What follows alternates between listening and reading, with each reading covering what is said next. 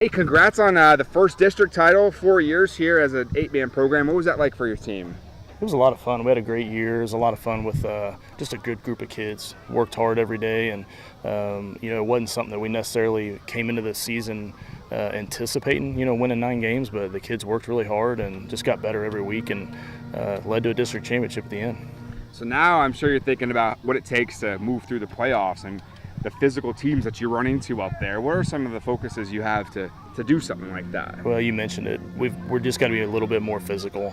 We had kids that were starting on the line on both sides for the first time last year, and as the year went on, they got better and better, and they're all back this year. And so I feel like we just need to take a step in the physicality and be able to play with those guys come state quarterfinals.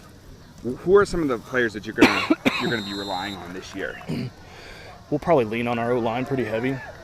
Those guys played pretty well last year, and with all of them being back, Logan Pitzenbarger is our right tight end, Reed Gastel right guard, Ryan Wells is our center. Our left guard is going to be a combo of Luke Ball, Elijah Beard, Logan Jenkins, and then our left tight end is Miles Neely. So with those guys being back up front and Nick Tiemann back, running the ball, we got a couple kids that are competing for that fullback job between Owen Patterson and Roper Gray. So I feel like we got kids that can step in, and we lost a couple great players with Henry Schnelly and Hank Egerman last year, but we've got some kids working hard to step into those spots. Talk about what you'll be looking for your team to be.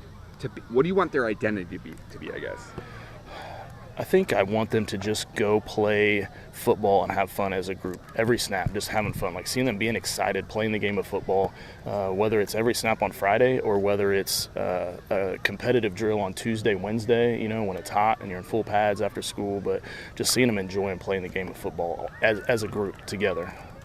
Talk about, are there any players that I didn't ask you about here that you want to mention here that you're really relying on? I don't really feel like we just have that one guy that it's like this guy has to make us go. We've got a bunch of guys that together as a group are really solid, and that's kind of been what we've talked about all year is we're just going to be really solid everywhere. And if you don't have a guy that's weak, that people can pick on, you're going to be pretty good. How have you guys been able to learn how this whole 8-man thing works in just 4 years like this and be so successful?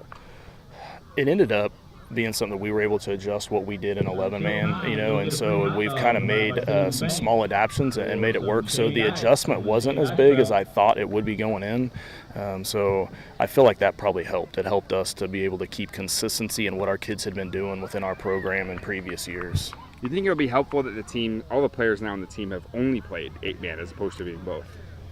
Yeah, and so I think it's something now that it's just what they know. Of course they played, 11 as they were coming through youth football and some of those things coming up. But as far as high school football, this is now what they know.